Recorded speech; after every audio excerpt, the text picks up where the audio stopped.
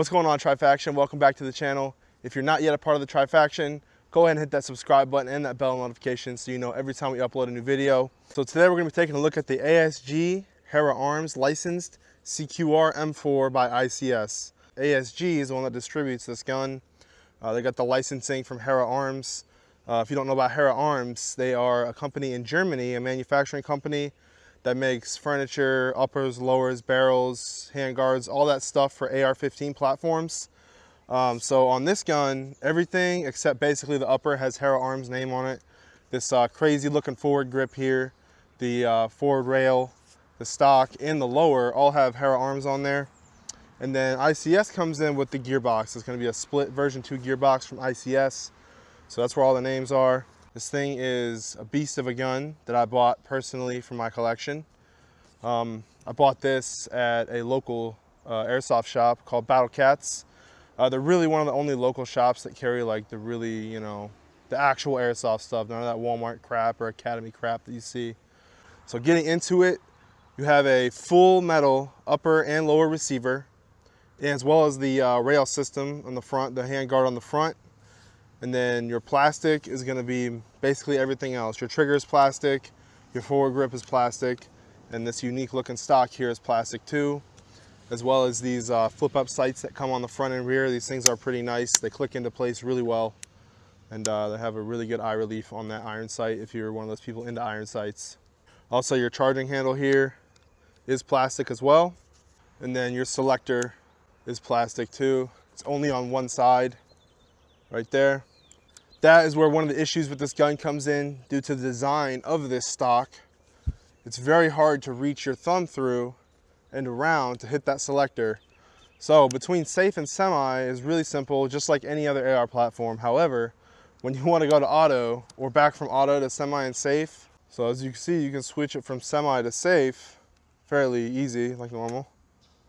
But when you try to go to auto, you can't really reach. It's really hard. You can get it sometimes, but it's really hard. And then getting it back out of auto is pretty much impossible with this hand. You kind of have to bring your other hand over and flip it back. So that's the first issue with this gun. And there's really only 2 complaints I have so far, which is that and the battery space. I'll show you that in a second. But the reason this gun is so unique is obviously because of the furniture that comes on it. So this stock is, again, from Hera Arms. And they do make these for real AR-15s. This one's custom, obviously, because you got to fit that long, tight motor in there. But essentially, it is the same stock. You have a rubber butt plate on the back here. And to actually access your battery compartment, you do have to take this back plate off using a 4mm Allen or hex key on those 2 bolts there. I will show you that in a second. You do have 2 sling points, one on either side. They're pretty big, so you can easily thread a sling through there. And you also have a sling point on the bottom here. So you do have multiple options on the back of this gun to mount a sling. And the grip where you actually put your fingers isn't just a texturized plastic, it is actually a rubber. So it feels really nice when you grip this gun because that part on that hand grip is rubber. So as you see, it does say Hera Arms and CQR all over the back of the stock here. So this forward grip doesn't have the same rubberized texturing that your motor grip does. It is a plastic texturing. However, it still feels nice when you hold it. It's definitely a unique grip, and it's not going to be for everyone, but for my big hands, it actually does work fairly well to get a nice good grip on the front of that gun there. And something really cool, when I was playing with this thing, this little hook right here in the front is great for mounting on cover. So like if you're coming up to a fence or something, or a piece of cover where you can slot this in, provides a really nice shooting platform for you to get in a comfortable spot to get those good shots in. So that's something that's really awesome about this handguard. Or if you don't like it, you can take this off. It is completely removable from the lower pick rail. So if you don't end up liking the forward grip here, you can take that off. So if you do want to take this off, you just take a 3mm Allen key or hex key, whatever you want to call it. And then on this side, you have 2 bolts. You just need to unscrew those. Basically just pull it forward, slide it off the bottom pick rail there. So as you can see, you can make the forward end just like a standard AR-15 if you prefer it that way too. And one more thing I forgot to mention about this stock is it does have a pick rail on the bottom of the stock underneath this cover, which is very odd, but I will show you that real quick. Super hard to get off by hand, by the way. I thought this thing was just a molded piece of plastic on there. But I just take a screwdriver and try to pry up the bottom of it here. So I just pried it up a little bit with the screwdriver. And as you can see, you have a pick rail on the bottom of your stock. I guess if you really wanted to, you can mount one of those like M4 mag holders that go on pick rails on there. You have like a magazine on your stock, it'd be kind of cool. But it just snaps on there real nice. All right, so I got my forward grip back on there. Another thing, you do have a 4th sling point up on the front here if you did want to run a 2-point or something like that. So tons of different options for slings on this thing. And this thing again is an M4, so it does take standard M4 mags. Now this is an electric blowback. I do have a battery in here, so I'll show you. Put it on semi. And as you can see or hear, that gearbox is super snappy. One of the best responding AEGs that I've used actually. So your charging handle does pull back that mock bolt cover, and you do have a rotary hop-up unit in there. Nice hop-up, works well. All right, so getting to the other complaint that I have with this gun, number 2, the only 2 complaints I have. Again, the first one was not being able to reach the selector, but this is the battery compartment. So it's freaking tiny, and they do recommend a 7.4 stick type, a small stick type 7.4. I don't have any 7.4s. I use an 11.1 in here, it works well. So you're gonna use a 4mm hex key or Allen key, whatever you wanna call it, on the back, those 2 bolts there.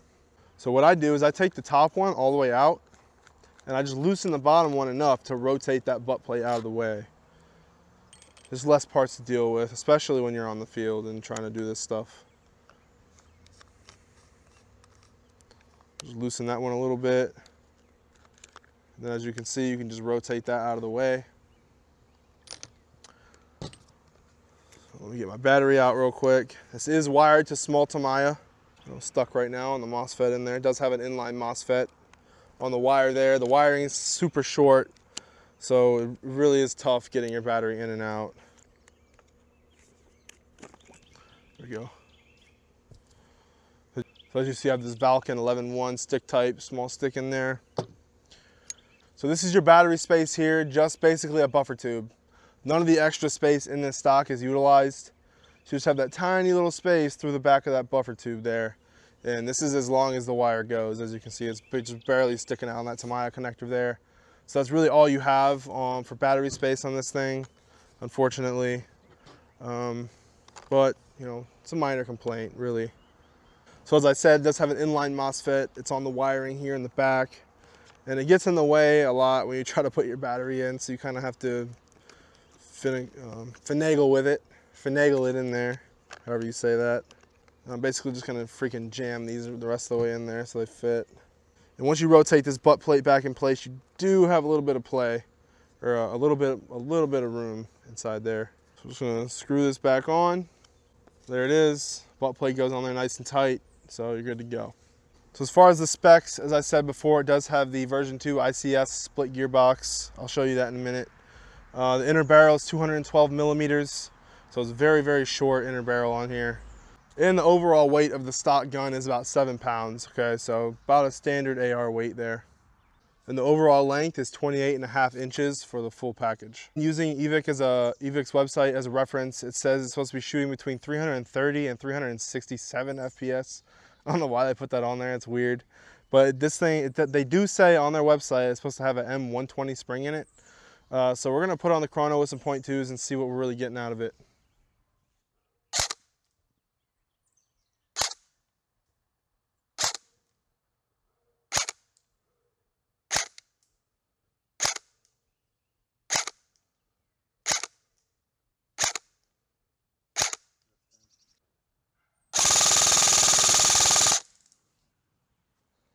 All right guys, so I put some .25s in the mag. We moved back to about 60 feet, maybe 70, somewhere around there. And I'm just gonna shoot on target and see what kind of groupings we get with these 2.5s.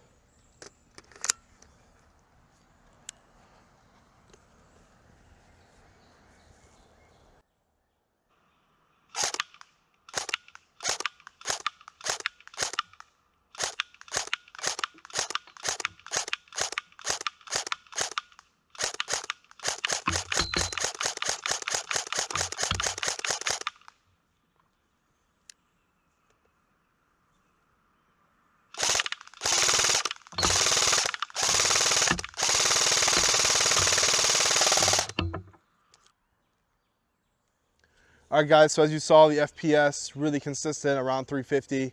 It's definitely shooting really low for saying it has a 120 spring in it. So I don't know what's going on there, but it's very consistent on the FPS. And as you saw, the accuracy was awesome too. It was only about at 60, 70 feet, but those 2.5s shooting really, really nice groups. Even on the full auto, it didn't have that much spread. So a very, very nice shooting gun here. That trigger response is really good.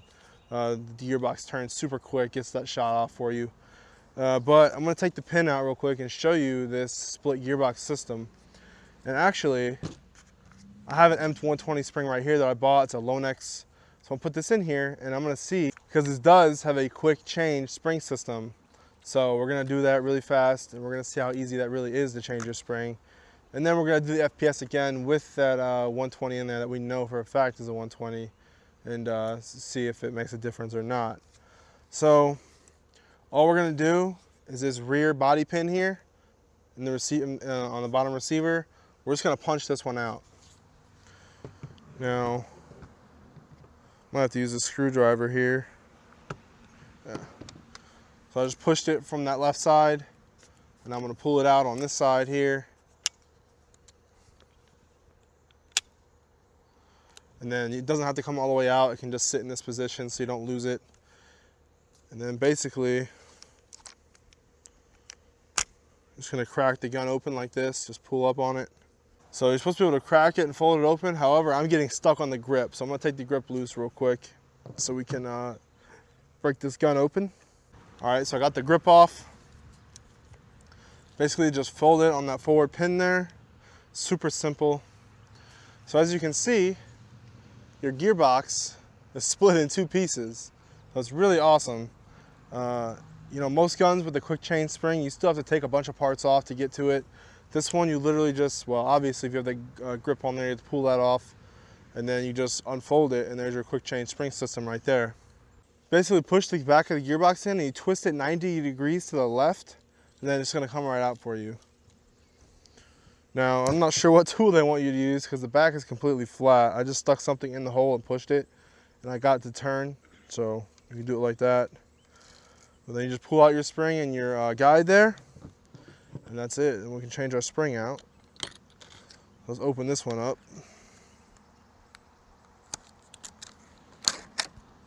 Yeah, so as you can see, these are way longer, or the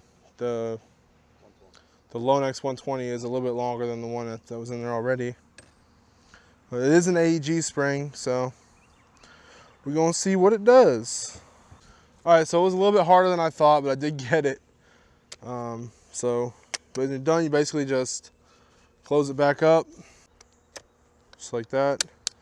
Push your pin back through, and that's it. All right, so now that spring's in there, let's see what the FPS is with that 120 that we know is actually a 120. Ready?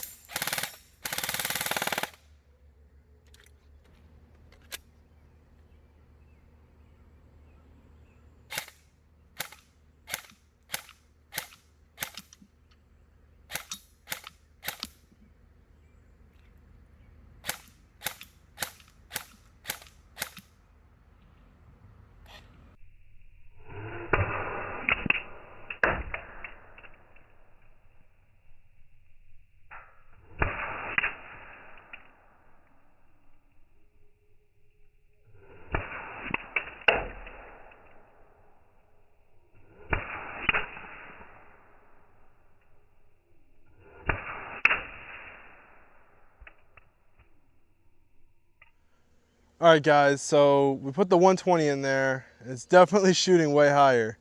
It says 120 on the packaging, and it said 120 on the website when I bought it. Okay, there's no way this is a 120 if that's an actual 120 that I bought. It went up to 440 FPS compared to 350. So it's pretty insane. It's actually kind of too high for what I want to use this gun for. I want to run rifleman with this gun. So I might have to go one step lower because 440 is kind of like DMR range, in my opinion. If you had like an SR25 or something. But definitely different than what the website says, unless there's a different measuring system for 120, I don't know. But those are the results. This gun is freaking awesome. It's actually one of the most accurate guns out of the box that I've seen, and with that trigger response. So super happy with this purchase. Definitely gonna be my main gun. One thing I didn't mention was this orange tip does come off. It's threaded to 14 millimeters negative on the barrel. So you can take that off just like all your other airsoft guns and put whatever you want on there, you know, mock suppressor, tracer unit, all that stuff. Or just a better looking brake. But overall, great gun, I love it. And we really appreciate you guys watching. To all our patrons, thank you. Stay tuned, coming up June 6th, our D-Day giveaway. If you're a patron, you're already entered into that, so stay tuned for that. And if you want to get, you know, if you are considering supporting us on Patreon, we really appreciate you, and you will get an entry into that giveaway. So with all that being said, we appreciate you guys a lot, and until next time, go get them.